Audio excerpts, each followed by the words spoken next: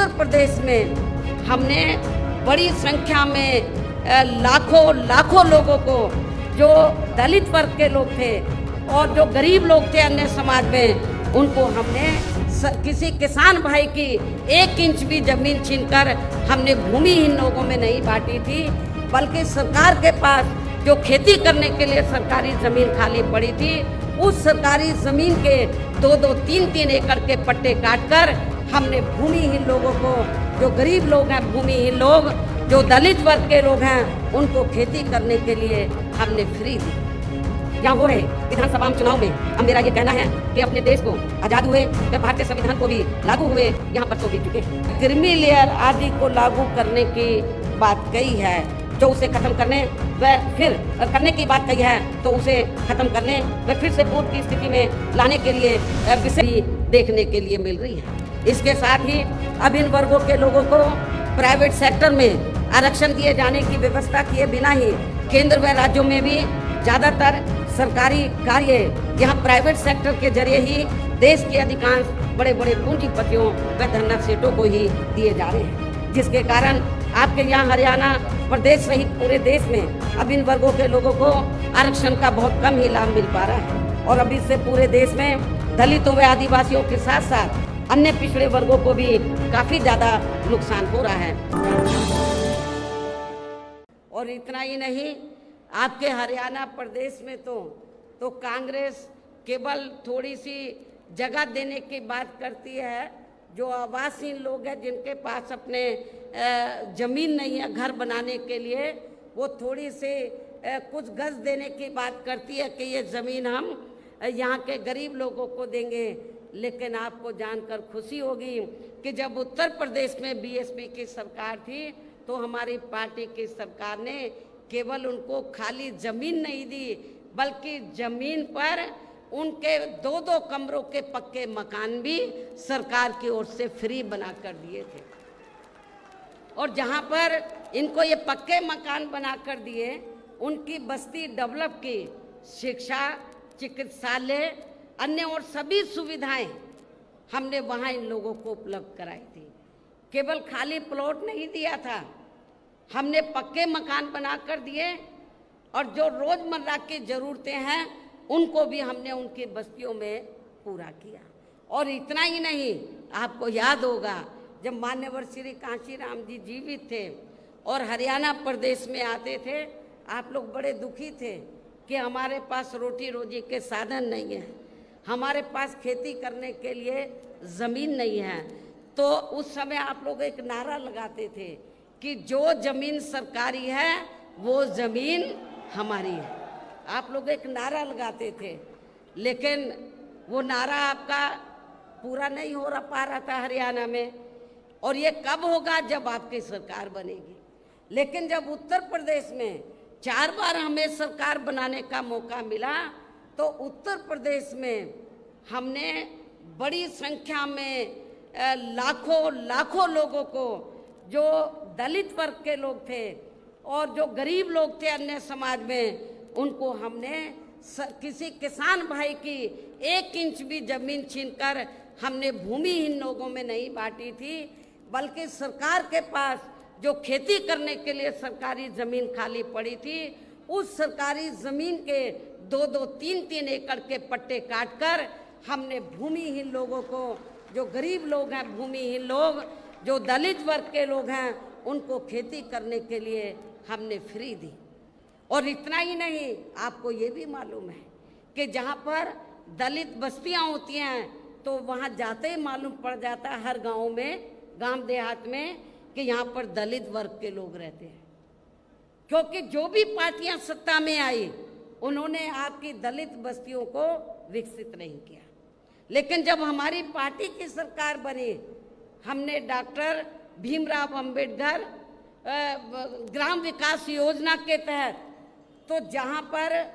दलित लोग रहते थे, हमने गांव चिन्हित किए अधिक तादाद में, उनको हमने इस योजना के तहत हर सुविधा से हमने उनको सुविधा मुहैया कराई, उनको सुविधा उपलब्ध कराई और उनको विकसित किया, डेवलप किया। ये भी आप लोगों को मालूम है। और उस गांव में जाते ही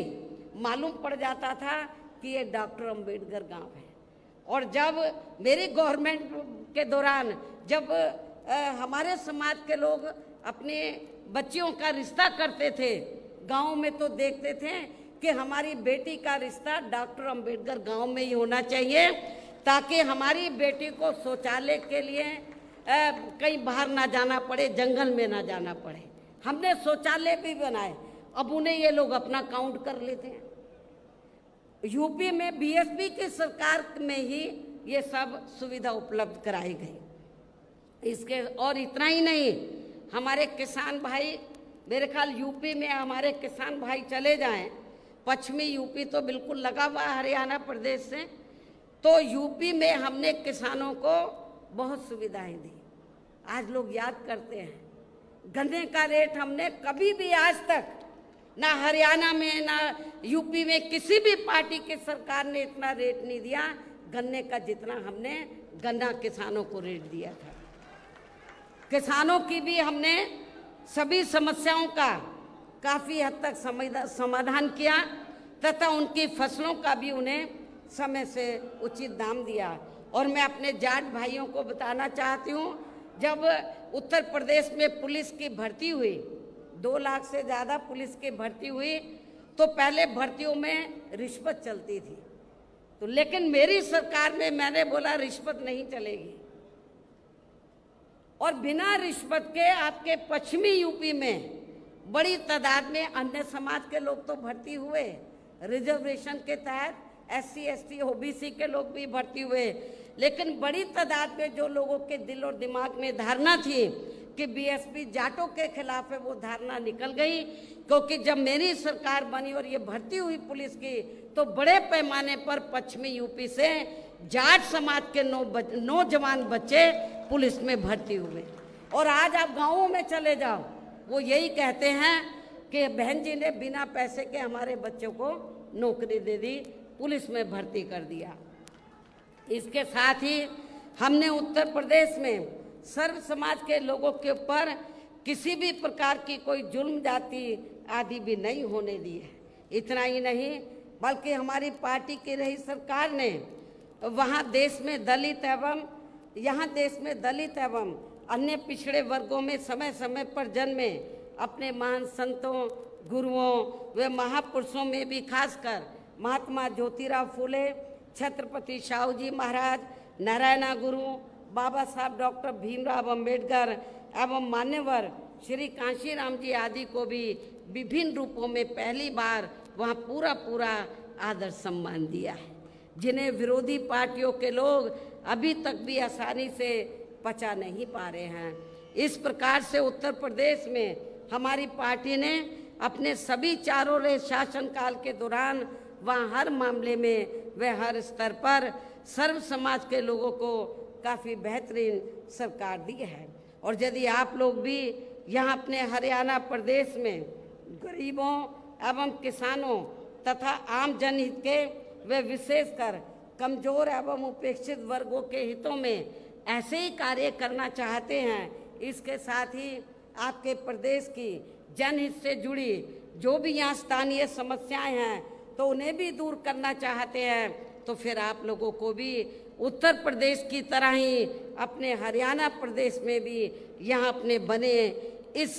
गठबंधन की सर्वजन हिताय व सर्वजन सुखाय की नीतियों पर ही आधारित सरकार बनानी होगी।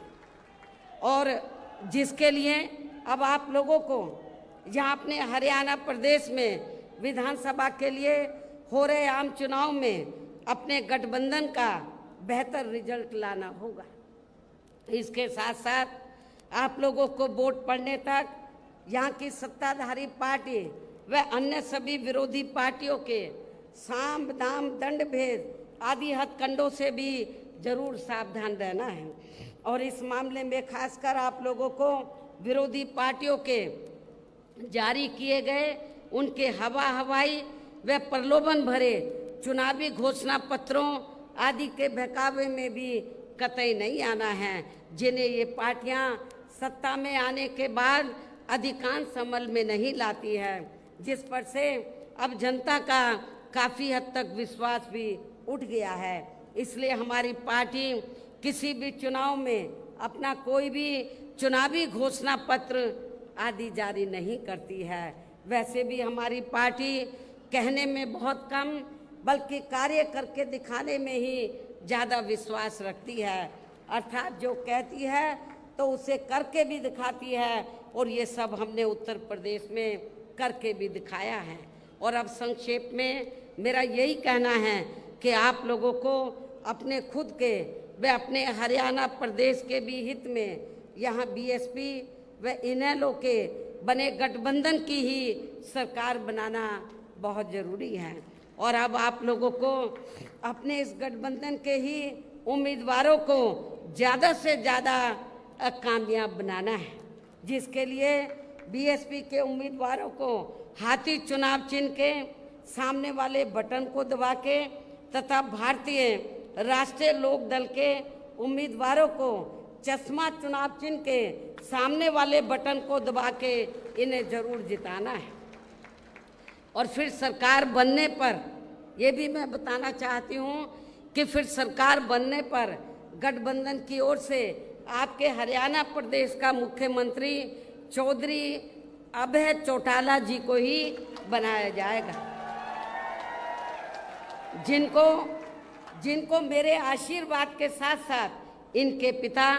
चौधरी ओम प्रकाश चौटाला जी का भी पूरा आशीर्वाद प्राप्त है। वैसे माननीय चौधरी देवीलाल जी का भी हमेशा इन पर आशीर्वाद बना रहा है। इनके साथ साथ गठबंधन की ओर से बीएसपी का एक डिप्टी सीएम दलित वर्ग का, बीएसपी की ओर से एक डिप्टी सीएम दलित वर्ग का तथा दूसरा डिप्टी सीएम अन्य पिछड़ा वर्ग या अपर कास्ट समाज में से ही बनाया जाएगा। ये डिप्टी सीएम कौन होंगे इसका फैसला चुनाव का नतीजा आने के बाद ही लिया जाएगा। इन्हीं जरूरी बातों के साथ ही अब मैं आप सभी लोगों से अपने इस गठबंधन के अधिकांश उम्मीदवारों को, ज़्यादा से ज़्यादा उम्मीदवारों को जिताकर अपनी यहाँ सरकार बनाना जरूरी है, इसकी मैं पूरी उम्मीद भी करती हूँ। अंत में अब मैं केंद्र सरकार से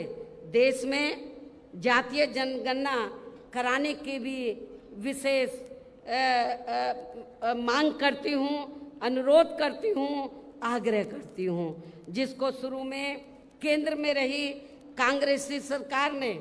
और अब वर्तमान में चल रही बीजेपी की केंद्र की सरकार ने भी इसे अभी तक भी लटका के रखा है, इसे अमल में नहीं लाया है। और अब मैं माननीय चौधरी देवीलाल जी के जन्मदिवस पर, आज उनके जन्मदिवस पर इनको फिर से नमन करने के साथ ही उनके सभी अनुयायियों व समर्थकों आदि को भी पुनः हार्दिक बधाई एवं शुभकामनाएं देते हुए अपनी बात यहीं समाप्त करती हूँ। धन्यवाद। जय भीम व जय भारत।